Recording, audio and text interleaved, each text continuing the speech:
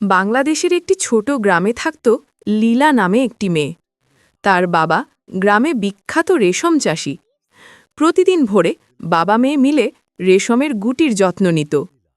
কিন্তু একদিন হঠাৎ ভয়ানক ঝড়ে তাদের সব রেশমের গুটি নষ্ট হয়ে গেল। লীলা দেখল তার বাবা হতাশ হয়ে উঠোনে বসে আছে। লীলা বলল, বাবা, তুমি চিন্তা করো না, দাদুর কথা যা মনে আছে, যে আশা ধরে রাখে তার পথে নতুন আলো আসে। পরদিন খুব সকালে লীলা পাশের পাহাড়ে চলে গেল।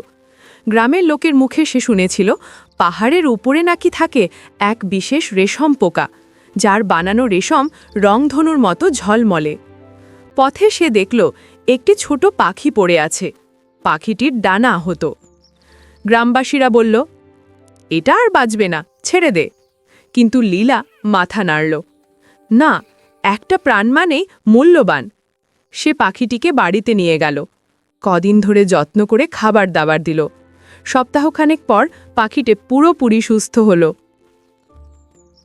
এক সকালে পাখিটি লীলার জানালায় এসে বসে কিচিরমিচির করল। তারপর ঠোঁটে করে রেখে গেল একটি অদ্ভুত রেশমের গুটি। বাবা, এটা দেখো, এমন গুটি আমি কখনো দেখিনি। বাবা গুটি হাতে নিয়ে অবাক হয়ে বললেন, এটা তো সোনালি, রেশমের সুতা বের করো। লীলা সুতা বের করতেই দেখল সোনার মতো ঝলমালে। বাবা মেয়ে মিলে সেই সুতায় এমন সুন্দর কাপড় বানালো যা দেখে পুরো গ্রাম তাক লাগিয়ে দিল। খবর পৌঁছে গেল শহর পর্যন্ত।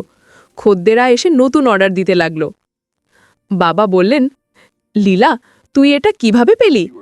লীলা হেসে বলল, বাবা, আমি তো শুধু একটি পাখিকে বাঁচিয়েছিলাম।